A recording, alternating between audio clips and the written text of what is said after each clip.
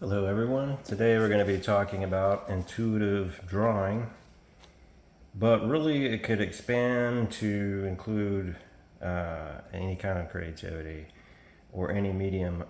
It could be painting, drawing, sculpture, dance even, and writing.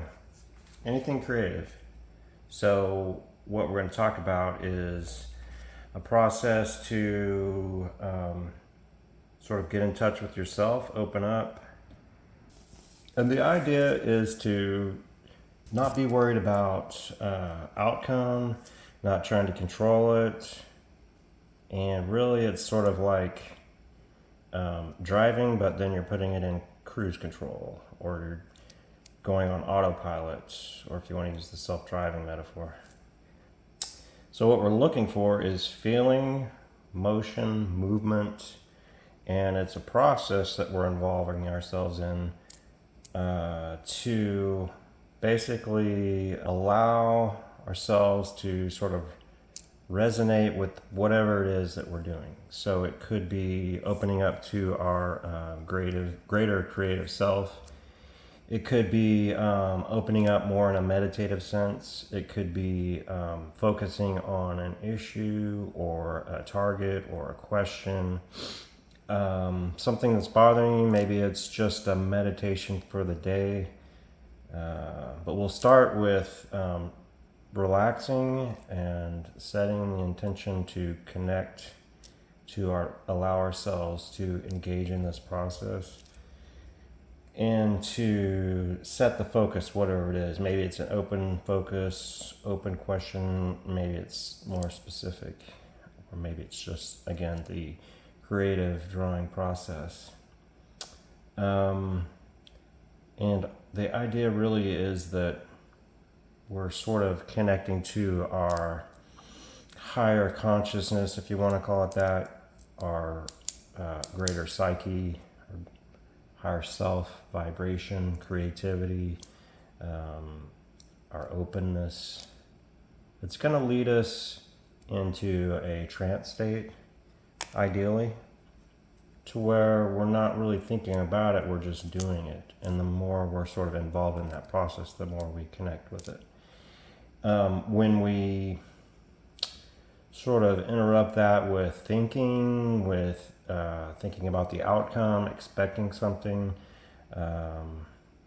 If it's an artwork, thinking about the result, how's it going to look, what's it going to be used for, is this going to be a beautiful piece or ugly piece or whatever the case. So the idea is to get into the trance state. If you sort of feel interrupted or you start thinking too much, then you can step back and relax and reset. Or you can sort of change gears, and we'll talk about that. So we're setting the intention, and we're also allowing ourselves to relax the brain. All those thoughts running around, bouncing off, echoing in our forebrain, we're letting that sort of become diffuse and deactivated. And so just by setting that intention, I find that it can slow things down. And that's really what it is that you're oftentimes fighting against. When you find you're too much inside your head, you can sit there and try to wrestle with it and force it quiet, or you can just allow your brain and your body to relax and set about doing the thing. So, again, we're going to remain calm and relaxed and not think about the result, the output, the art. We're going to basically observe and allow it to happen. And concentrate on the feeling, and if it's not feeling right, then you can move somewhere else in the page, in the drawing. You can relax, you can change gears.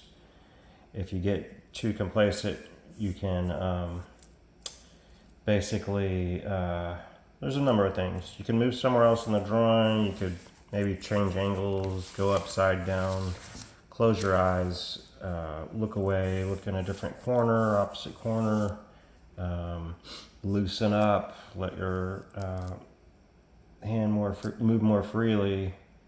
You can stop and relax and reset or refresh.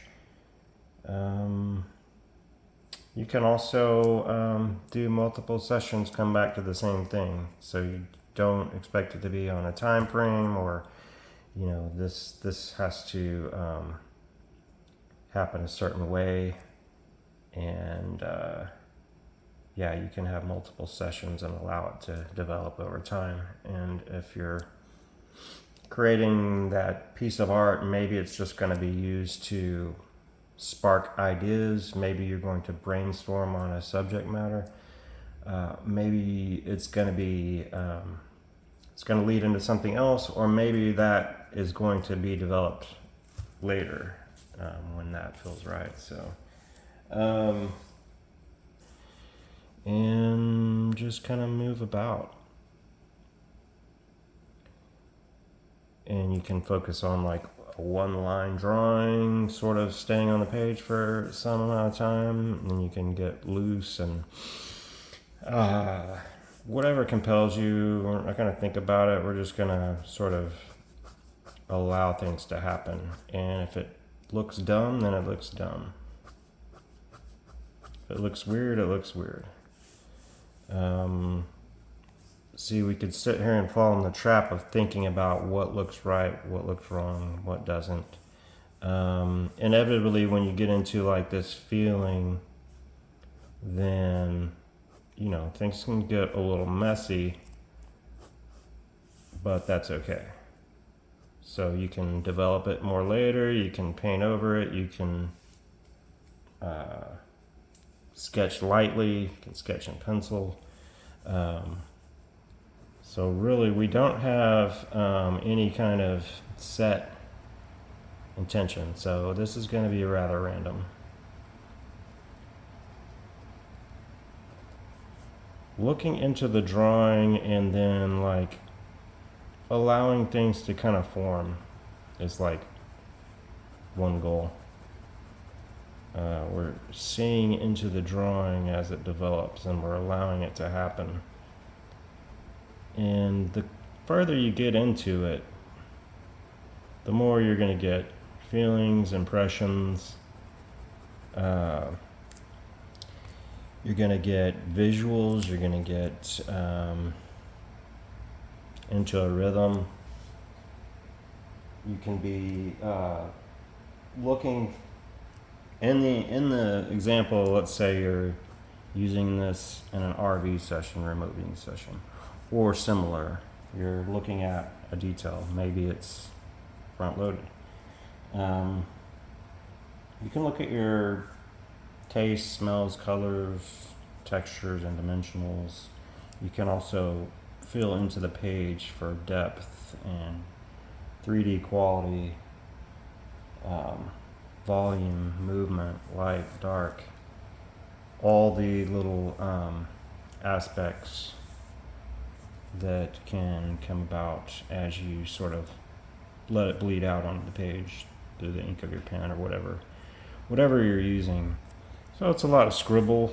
Sometimes these come out more abstract than others. Sometimes just starts as a mishmash and becomes a little more defined as you go.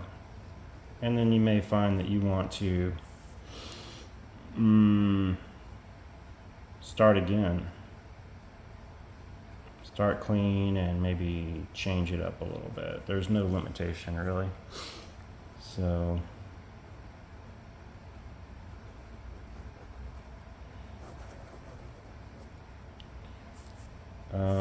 it's just thinking about not even thinking, but focusing on the free flow of creativity.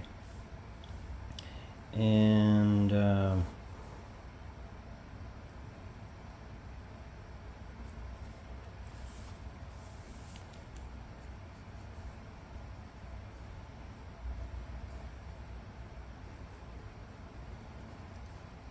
these little random things can lead to other things. So you just kind of let it develop, and you can focus on lines, you can focus on like just more of a scribbling texture, you can kind of do this squiggly thing, and then amidst this chaos let things come about. Now we're gonna skip on to something a little more concrete and focused, and then also do more of like focusing on a piece of art or something like that, creative output. But the way I see it is there's a divergent process and there's a convergent process. In the divergent, you're sort of allowing anything to unfold and using whatever creative means. Could be including chance or accident or any myriad of approach, mixed media or whatever, and any pathway leading to an outcome that in the end you feel like you're either done or it's a finished piece. Convergent is a little bit the opposite in that you're using the same tools and pathways, but your aim is to converge towards something, an idea, focus, or whatever. In the case of a question, a remote viewing target, and oftentimes the two things cross over, so they're not necessarily clearly defined in separate categories.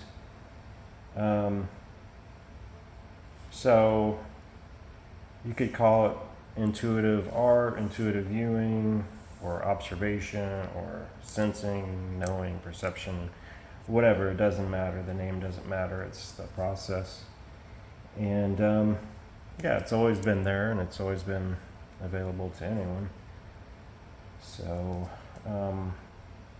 but it can be used to improve your creativity, loosen your rigidity in art, to practice, to meditate on something, to inquire, to remote view. It can help with your remote viewing as a practice, resonating with a target, a signal, preparing for, or you could use it in lieu of remote viewing. And you can use it to connect with yourself meditatively. And it's an interactive process that once you get involved with it, then you're allowing yourself to further and further open up, receive details, information, questions, intuitive responses, or creativity or output. Okay, so here are some of the finished pieces, and this is not really a style I would have done, but I just decided to start doing it. So we got this one. This one's kind of more of an abstract line type work. You can see that. This one is almost like a 50s esoteric, 40s, 30s, 40s, 50s, like a tarot card type. Could be a tarot card. I wanted to call it The Power of Lightning and Sleep. So yeah, you can have names or titles come to you as well, but this one, it's almost like a Day of the Dead roses, like a novel connected by lines, nerves, or veins or something. And then, yeah, just some faint sketches. I ended up with, it's like an Indian dancing. Maybe he's doing a rain dance or some kind of energetic dance on a plateau. There's like these energetic lines and this kind of almost apocalyptic scene. So yeah, just it's a way to spark your creativity, enhance your drawing flow, your remote viewing flow, a way to utilize in different ways, connecting to yourself or questions. So a lot of different uses. And if you get anxious or you're holding back, then you just don't be afraid of making mistakes. Use the mistakes to your advantage and play off of them, and don't be afraid to be bold. And with practice it comes better. But you're gonna find that you start having your hand, maybe when you really start getting into it, is your hand kind of wants to take over, and you also have images coming to you and ideas, flashes that you can play off of and utilize. Yeah, so the ideas that come to you visually, sometimes that takes some work to translate onto the page. And don't be afraid to work on your drawing skills in general, because that can certainly help. Here are a couple of others. This one I actually used pen and pencil on, and kind of a sci-fi thing. This one actually started in some scribbly pen and went to charcoal, so it became a little more developed. The goal isn't really to be structured, and it's kind of letting things happen. So anyways, you can use any media you want. You can mix it up and draw left-handed, draw both like you saw me doing in one of those, and turning the page, and try drawing blind, not looking at closely, looking at the other corner, or closing your eyes some of the time, or some different approaches to mix it up that you might try. So yeah, I hope this was helpful, and see you next time.